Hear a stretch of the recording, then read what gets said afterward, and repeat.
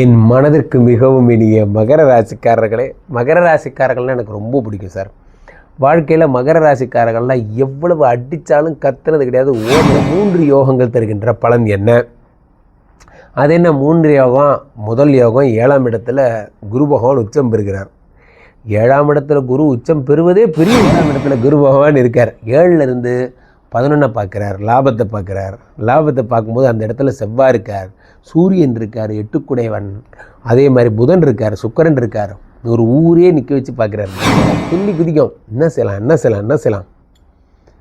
நண்பர்களே, இந்த நேரம் தான் ஜிம்முக்கு போகிறது. இப்படி அழகாக தான் வாழ்க்கையே வாழத்தானே. உலகெங்கிலும் இருக்கும் ஆன்மீக பரிகார நேயர்கள் அனைவருக்கும் வணக்கம். நான் உங்கள் ராம்ஜி. என் மனதிற்கு மிகவும் இனிய மகர ராசிக்காரர்களே, மகர ராசிக்காரர்கள்னால் எனக்கு ரொம்ப பிடிக்கும் சார். வாழ்க்கையில் மகர ராசிக்காரர்கள்லாம் எவ்வளவு அடித்தாலும் கத்துறது கிடையாது, ஓடினது கிடையாது. அவ்வளவு நல்லவங்க. அப்போ மற்றவங்களாம் என்ன, நீங்கள் ரொம்ப நல்லவங்க, அவ்வளோதான், அதோடு விடுங்க. உங்களுக்கு அடுத்தபடியாக கும்பராசிக்காரங்களை சொல்லலாம். நீங்கள் 2 போத் ஆர் சில்ட்ரன்ஸ் ஆஃப் சனி பகவான். சனி தான் ஊருக்கே ப்ராப்ளம் பண்ணுவார், ஆனால் அவர் உங்களுக்கு ஃபாதர். அப்படிங்கும்போது பிறந்ததுலேருந்தே நேர்மையும் உண்மையுமாக வளர்ந்தவர்கள். உங்கள் வாழ்க்கையில் இந்த 3 யோகங்கள் தருகின்ற பலன் என்ன? அது என்ன 3 யோகம்?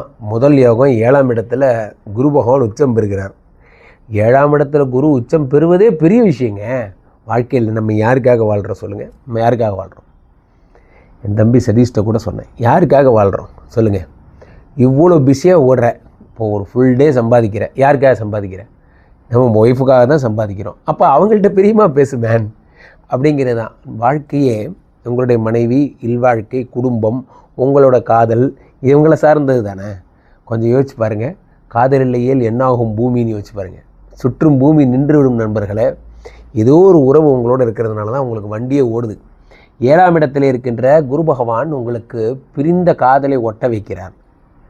ஒரு ஃபெவிக்கிக்கோ கொண்டு நடுவில் போட்டு வச்சு டக்குன்னு 2 ஒட்ட வைக்கிறார். உடஞ்சி போய் ரொம்ப நாளாவது குருஜி. டோன்ட் வரி, குரு பகவான் இருக்கார், கவலைப்படாதீங்க. என்றுமே நண்பர்களே, 7ஆம் இடம் என்பது காதல் மட்டுமல்ல, இல்வாழ்க்கை என்பதால் பிரிந்து போன தம்பதிகள் எல்லாம் ஒன்றா சேர போகிறீங்க. இந்த குரு சந்திரனுடைய வீட்டில் இருக்கிறார். சந்திரன் யார்? உங்களுக்கு 7 கூடையவர். அவரோட வீட்டில் குரு இருந்தால் என்ன ஆகும்? இளமை வருகிறது. இளமை திரும்பது தனனா துள்ளி குதிக்குது நெஞ்சம். மனசு அப்படி துள்ளி குதிக்கும். என்ன செய்யலாம்? நண்பர்களே, இந்த நேரம் தான் ஜிம்முக்கு போகிறது. இப்படி அழகாக தான் வாழ்க்கையே வாழத்தானே, அதெல்லாம் உங்களுக்கு வரும். இந்த நேரத்தில் ஒரே என்ன சொல்கிறது, மேக்கப் தான், அலங்காரம் தான், புது ட்ரெஸ்ஸு தான், பிரமாதமாக இருப்பீங்க. 7ஆம் இடத்துல குரு பகவான் இருக்கிறார். ஃபாரின் கூட்டு போகிறார். முக்கியமாக குரு பகவானே கொண்டாந்து ஆஸ்திரேலியா வண்டி ஏற்றி விட்டு டாட்டா பை சொல்லிட்டு போகிறார். அந்தளவுக்கு நான் பாட்டுக்கு எங்கள் வீட்டில் உட்காந்துருந்து வலுக்கட்டாயமாக தூக்கிட்டு கொண்டு போய் ஏற்றி விட்டாங்க. குரு பகவான் அவ்வளவு சூப்பரான ஒரு 7ஆம் இடத்திலேயே குரு உச்சம். அப்போ ஆஸ்திரேலியா போகிறீங்க, அமெரிக்கா போகிறீங்க. இப்போல்லாம் ஆப்பிரிக்கா போகிறது ஃபேஷன் நண்பர்களே. இப்போல்லாம் யாரை கேட்டாலும் நான் ஐம் இன் சவுத் ஆஃப்ரிக்கா, காங்கோலேருந்து பேசுகிறேன். என்னங்க இங்கெல்லாம் மனிதர்கள் வாழ ஆரம்பிச்சிட்டிங்களா? ஒரு காலத்தில் நியாண்டர்தேல் காலத்தில் நியாண்டர்தேல் மனிதன் தானே அங்கெல்லாம் இருந்தான். அப்படிலாம் கிடையாதுங்க. சமீபத்தில் ஒருத்தர் ஃபோன் பண்ணார், 30-40 வருஷமாக எங்கள் தமிழ் குடும்பம் இருக்குது, 25,000 பேர்கிட்ட வாழ்கிறாங்கங்கிறாங்க. அப்படியே அப்பா.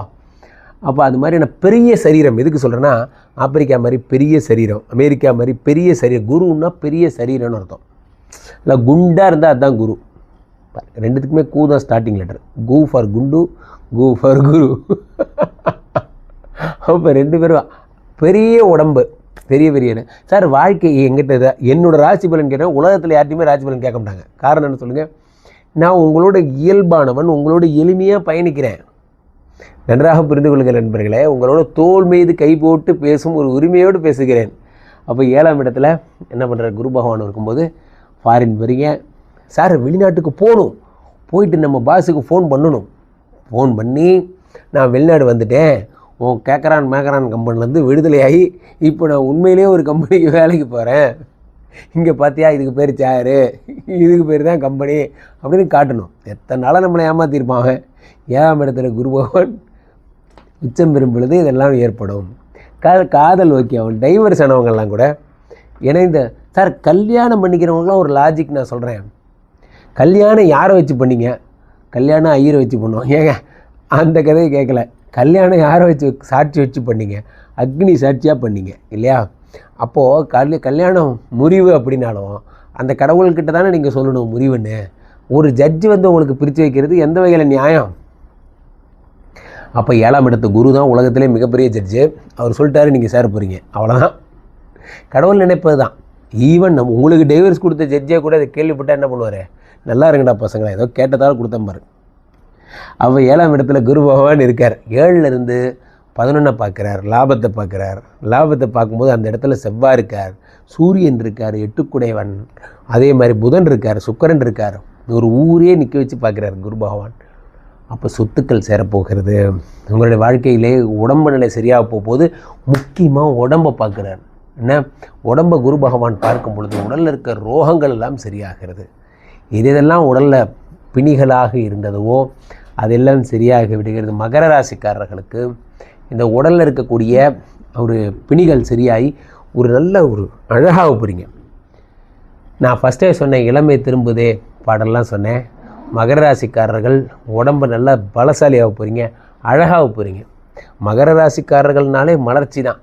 நீங்கள் இவ்வளோ அழகான உங்களுக்கே உங்களை பார்த்தா ஆச்சரியமாக இருக்கும். அந்த மாதிரி ராசியை பார்க்கிறார். அடுத்து 3ஆம் இடத்தை பார்க்கிறார். 3 சனி பகவான் வேறு 3ஆம் இடத்திலே வக்கர நிவர்த்தி பெற்று விட்டார். அவர் வேறு உங்களுடைய 12ஆம் இடத்தை பார்க்கிறார். வாழ்க்கையில் மகர ராசிக்காரர்களுக்கு எது கிடைக்குதோ கிடைக்கலையோ இந்த யோகத்தினால குருச்சந்திர யோகம் கிடைத்து உங்களுடைய மகிழ்ச்சி அதிகமாகிறது, இளமை அதிகமாகிறது. நிறைய பேர் புதிய புதிய ஜுவல்ஸ் எல்லாம் வாங்குவீங்க. புதிய புதிய மூக்கு கண்ணாடி மாதிரி கண்ணாடிலாம், லென்ஸ்காட், லென்ஸ்காட் அந்த மாதிரிலாம் வாங்குவீங்க. ரொம்ப அழகுபடுத்திப்பீங்க தன்னை. உங்களை நீங்களே அழகுபடுத்திப்பீங்க. சில பேர் வெயிட் ரிடக்ஷன் ஆக்டிவிட்டீஸ்லாம் ஜிம்முக்கு போய் ஓட ஆரம்பிப்பீங்க. போன்ற விஷயங்கள் எல்லாம் ஏற்படும். ஜாலியாக இருப்பீங்க. ஃபாதர் லைஃப் இஸ் ஜாலி அப்படிங்கிற மாதிரி ஒரு மைண்ட் செட்டுக்கு போயிடுவீங்க. 11ஆம் இடத்தை குரு பார்ப்பதால், உங்களுடைய லாபத்தை பார்ப்பதால் லாபம் அதிகரிக்கிறது நண்பர்களே.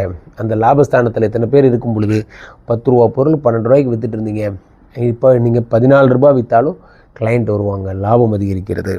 அதே நேரத்தில் குரு பகவான் உங்களுடைய இதை பார்க்கும்போது 3ஆம் இடத்தை பார்க்கும்போது முயற்சியை பார்த்து விடுகிறார். முயற்சியால் லாபங்கள் நன்மைகள் போன்றவை கிடைக்கிறது. உடன் பிறந்தவர்கள்லாம் உங்கள்கிட்ட அன்பாக இருக்காங்க. முக்கியமான இன்ஸ்ட்ரக்ஷனே என்னென்னா, மகர ராசிக்காரர்களுக்கு 5ஆம் இடத்தை சனி பார்க்கிறார்.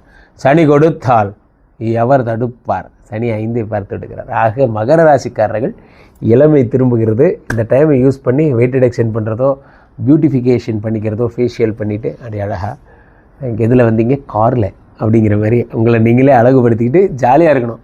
ஹாப்பியாக இருங்க. வாழ்க்கையில் எதுவும் தப்பு இல்லை, எதுவுமே தப்பு இல்லை. இந்த நிமிடம் நீங்கள் மகிழ்ந்திருந்தீர்களா, அவ்வளவுதான் வாழ்க்கை. அடுத்த நொடிக்கு இங்கே உத்தரவாதம் இல்லை.